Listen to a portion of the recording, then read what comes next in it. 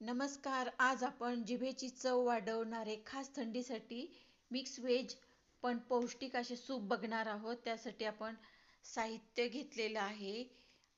गाजर, वाटाणा, कांद्याची पात थोडीशी, कोथिंबीर आणि कोबी बारीक चिरलेला. सर्व जिन्नस खूप असे बारीक चिरून घ्यायचे आहेत. बघू शकता सूप किती छान तयार झालेला आहे. आणि सर्व भाज्या अशा बारीक चिरून घेतलेल्या आहेत. आता सध्या भाज्यांचे सीझन पण छान आहे. आल्याचा एक छोटा तुकडा, लसूण 5-6 पाकळ्या बारीक करून घेतलेल्या आहेत. पॅन मध्ये बटर घातलेलं आहे 1 चमचा.